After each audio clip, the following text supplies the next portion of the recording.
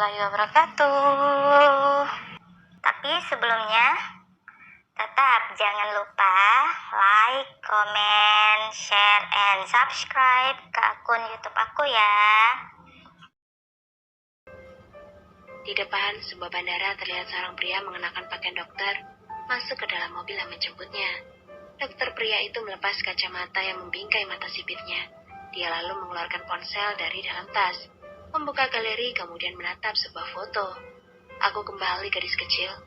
Orang yang mengemudikan mobil melirik ke arah belakang, sudut bibirnya tersenyum sinis. Masih terobsesi padanya. Jack, dokter pria berkacamata itu diam tak menyaut saat Fendry mengejeknya. Dia sedang tak berminat untuk berdebat. Kau benar-benar pedofil, Jack. Apa enaknya sih mengincar anak kecil seperti gadis itu? Coba buka matamu lebar-lebar. Banyak gadis cantik bertebaran yang siap memuaskan juniormu. Kau tinggal pilih ingin yang bagaimana.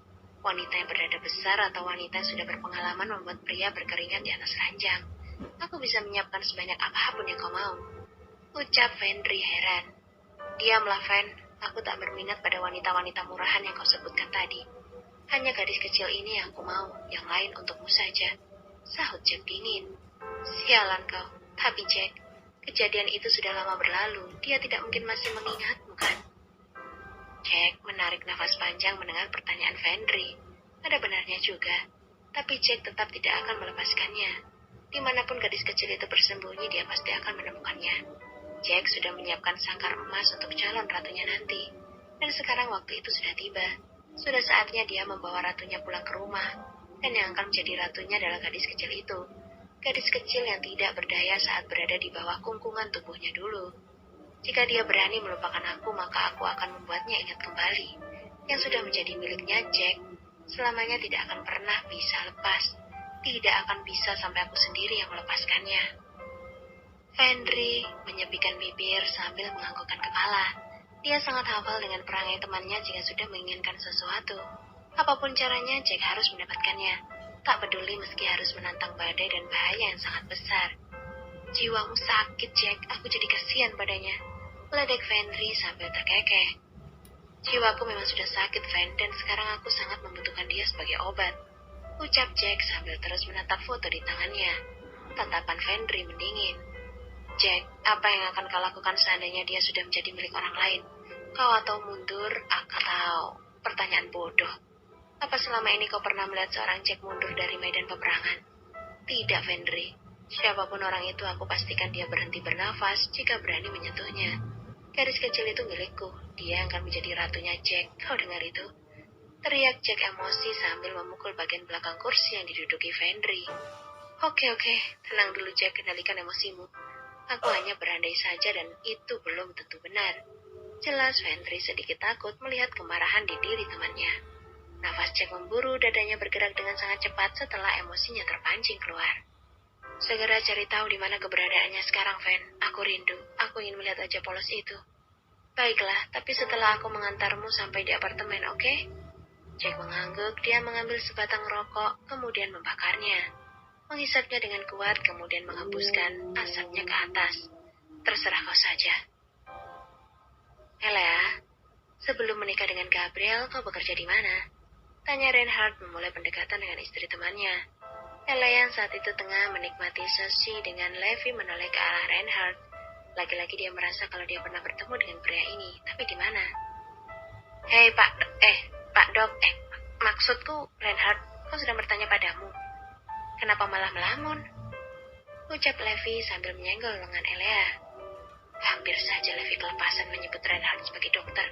Dia meringis mendapati Reinhard yang sedang melotot ke arahnya. Kak Reinhard, bertanya apa tadi? Reinhard segera menormalkan wajahnya.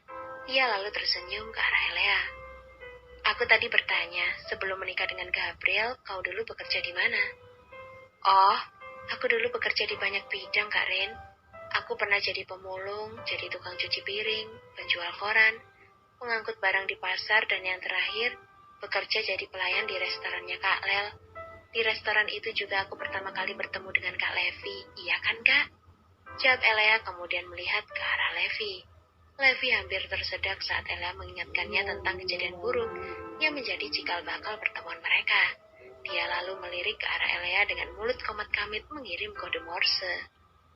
Kenapa kak? Aku kan tidak bohong. Kita saling bertemu saat kakak menampar dan memarahiku gara-gara aku tidak sengaja mengotori gaun yang Kak Levi pakai.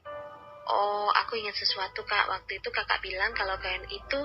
Levi segera membungkam mulut Elea menggunakan tangan saat Elea berniat mengatakan tentang kejadian memalukan itu. Levi tentu saja tidak akan membiarkan Elea membongkar kebohongannya.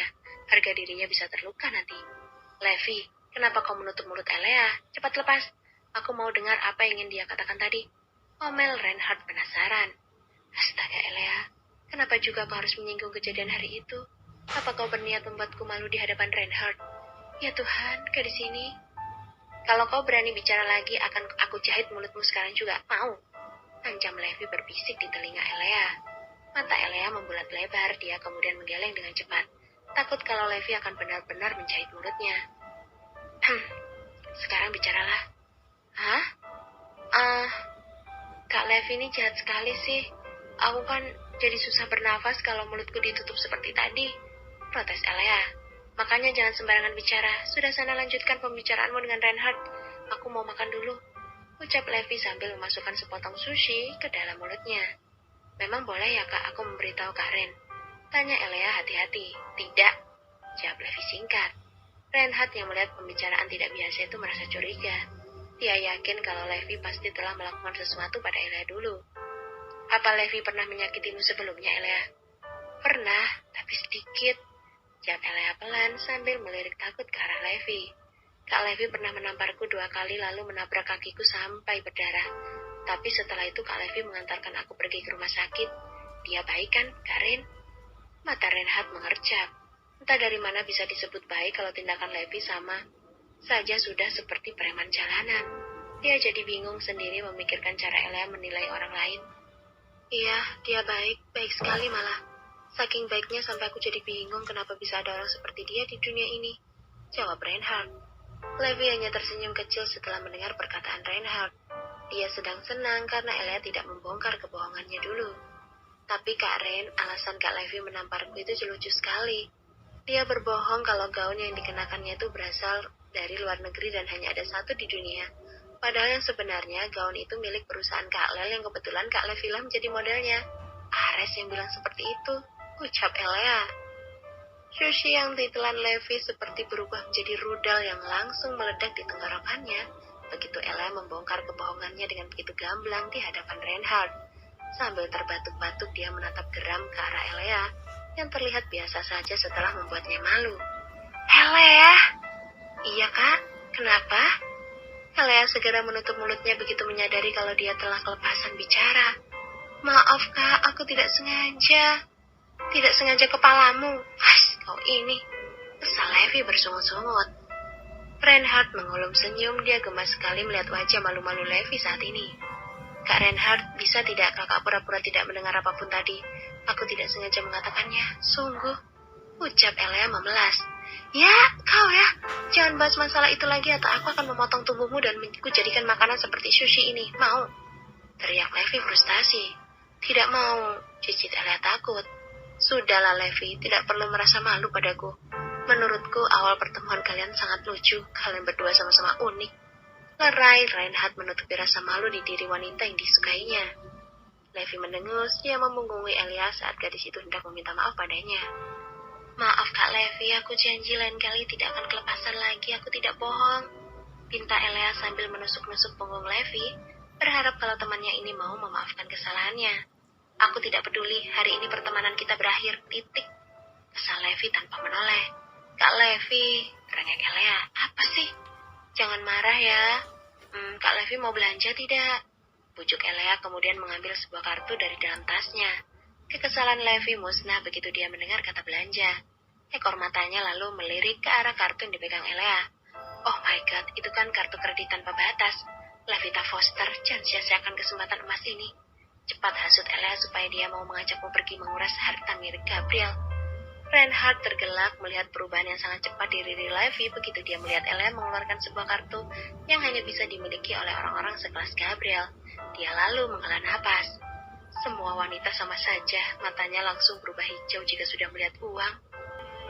Gabriel diam memperhatikan ayahnya sedang duduk sambil menikmati minuman kesukaannya. Dia tengah menimang-nimang antara memberitahukan sekarang atau nanti tentang pernikahannya dengan Elea. Katakan sekarang saja, ayah tidak akan mungkin membunuhmu. Mungkin hanya mengamuk saja. Mata Gabriel melirik ke arah Grizel yang sedang sibuk memeriksa berkas pekerjaan. Dia lalu memikirkan saran tersebut. Hei, ayah tahu kalian pasti sedang bergosip di dalam pikiran kalian kan? Tuduh Greg yang heran melihat kedua anaknya saling diam. Ayah, aku dan Elea sudah menikah, ucap Gabriel langsung. Oh, sahut Greg santai. Sedetik kemudian, apa? Aku dan Elea sudah menikah, ulang Gabriel. Mata Greg mengerjap-ngerjap. Dia menatap bingung ke arah putranya yang baru saja membuat pengakuan. Menikah? Kau bercanda, Gabriel? Sebulan yang lalu aku dan Elea mengucap janji suci di hadapan Tuhan, ayah. Banyak saksinya. Sahut Gabriel menjelaskan. Kau sudah gila ya? Bagaimana bisa kau menikah tanpa memberitahu ayah dan ibu? Kau pasti sedang mengerjai ayah saja, kan? Tanya Greg menolak untuk percaya. Gabriel menghela napas. Dia lalu mengeluarkan ponselnya membuka galeri, kemudian memperlihatkan pada ayahnya sebuah video di mana dia dan Elea saling mengucapkan janji suci. Sekarang sudah percaya kan? Untuk persekian detik Greg dibuat syok oleh tindakan putranya. Dia lalu menatap tajam ke arahnya. Bagaimana bisa putra seorang Greg mau menikah sesederhana ini? Ayah menolak untuk mengakuinya. Protes Greg jengkel. Gabriel terdiam, dia pikir ayahnya tadi akan menolak Elea, ternyata tebakannya salah. Sepertinya kau sudah tidak menganggap keberadaan ayah dan ibu sebagai orang tuamu lagi, Gabriel. Benar begitu? Greg, Gabriel, dan Grizel menoleh ke arah pintu di mana ada seorang wanita cantik tengah menatap datar ke arah mereka. Bukan, ke arah Gabriel lebih tepatnya. Ibu, jangan bicara seperti itu. Aku menikah diam-diam karena khawatir kalian akan menolak kehadiran Elea. Jelas Gabriel kemudian bergegas menghampiri ibunya. Maafkan aku, Bu. Leona tersenyum, dia lalu memeluk putranya dengan penuh sayang. Ibu tidak pernah mempermasalahkan siapapun yang akan menjadi istrimu, Gabriel. Asalkan dia baik dan bisa mencintaimu dengan tulus, ibu pasti memberikan restu. Begitu juga dengan ayahmu. Kami membesarkan kalian dengan penuh kasih sayang. Tidak ada yang kami harapkan selain kebahagiaan kalian berdua. Gabriel tersenyum. Aku terlalu takut kehilangan Elea, Bu. Aku sangat mencintainya. Apa dia mencintaimu juga? Tanya Leona. Belum, tapi aku akan membuatnya mencintaiku, Bu. Aku pastikan itu. Jawab Gabriel sungguh-sungguh. Gabriel melepaskan pelukan itu kemudian menarik tangan ibunya untuk duduk bersama ayahnya. Dia lalu melihat ke arah Grizel. Adiknya itu tampak tidak peduli dengan keberadaan mereka. Grizel, bisa bergabung sebentar tidak? Tinggalkan dulu pekerjaanmu, ada hal penting yang ingin aku katakan pada kalian semua. Ucap Gabriel. Baik, Kak, sahut Grizel singkat. Greg dan Leona menatap lekat ke arah Gabriel. Apa yang ingin kau katakan, Gab? Apa ada masalah serius? Ayah, Ibu, ini menyangkut masa lalu Elea. Dia sebenarnya bukan anak yatim piatu, ayahnya masih hidup. Ucap Gabriel serius. Apa? Oke, ketiganya kaget. Iya, ayahnya masih hidup. Brian Yong. Dia adalah ayah kandung Elea. Lanjut Gabriel serius. Greg dan Leona saling menatap. Mereka kemudian ingat kalau beberapa waktu lalu pernah bertemu dengan pria itu. Gabriel, ayah dan ibu sebelumnya pernah bertemu dengan Brian saat pulang berziarah dari makam kakek dan nenek kalian. Dia sedang mengunjungi makam anak dan istrinya. Di nisan itu tertulis nama Sandara dan Eleanor Yong. Apa kau yakin kalau Elea anaknya Brian? Tanya Greg bingung. Gabriel ternyata kaget. Jadi, Nyonya Yura itu istri keduanya Brian? Entahlah, ayah tidak tahu, tapi sepertinya memang iya. Karena saat itu Brian menyebut makam yang dia kunjungi adalah makam anak dan istri dari pernikahan pertamanya. Kening Gabriel mengerut, dia bingung. Jika anaknya Brian sudah meninggal dunia, lalu Elea anak siapa? Jangan terlalu banyak menebak. Lebih baik kau selidiki dulu dengan benar, Gab. Entah mengapa ibu mempunyai firasat kalau latar belakang Elea itu cukup kuat. Pasti ada alasan besar kenapa dia sampai diasingkan, terlepas dia dari anaknya Brian atau bukan. Ucap Leona menengahi. Yang ibu bilang benar, Kak Lel. Dari awal aku bertemu kakak ipar, terlihat jelas kalau kakak ipar memiliki aura kebangsawanan. Dia mungkin terlihat polos, tapi aku yakin otaknya sangat cerdas. Sedikit diasah saja kakak ipar pasti akan menjadi orang besar, timpal Grizel. Elea memang sangat pintar, Bu. Zel, dia mampu menyelesaikan tugas dari guru lesnya tanpa salah sedikit pun. Padahal dia berhenti sekolah sejak usianya 13 tahun. Sangat mustahil seseorang mampu menyelesaikan soal yang diperuntukkan untuk calon mahasiswa dan ternyata Elea bisa. Dia bahkan tidak terlihat kesulitan saat menjawab soal-soal itu, tambah Gabriel. Keempat orang itu sama-sama terdiam. Bahwa dia menemui ibu, ucap Leona memecah keheningan. Rencananya malam ini aku akan membawanya datang berkunjung ke rumah, Bu. Saut Gabriel, itu bagus. Ibu akan menyiapkan jamuan untuknya nanti. Gabriel mengangguk. Ayah dan ibu tidak marah lagi kan karena aku menikah diam-diam? Greg menengus. Ayah tetap tidak terima. Sebagai pihak lelaki aku sangat memalukan kalau kau tidak mampu memberikan pesta pernikahan yang layak untuk Elea. Apa kata dunia jika mereka tahu kalau pewaris dari grup Ma menggelar pernikahan dengan sangat sederhana? Ayah pasti akan sangat malu. Sudahlah Greg, masalah itu bisa kita bicarakan lagi nanti.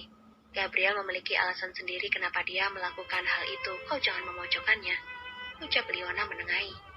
Ayah, ibu, alasan lain kenapa aku menyembunyikan pernikahan ini adalah karena aku tidak ingin keluarga kandung Elea mengetahui keberadaannya.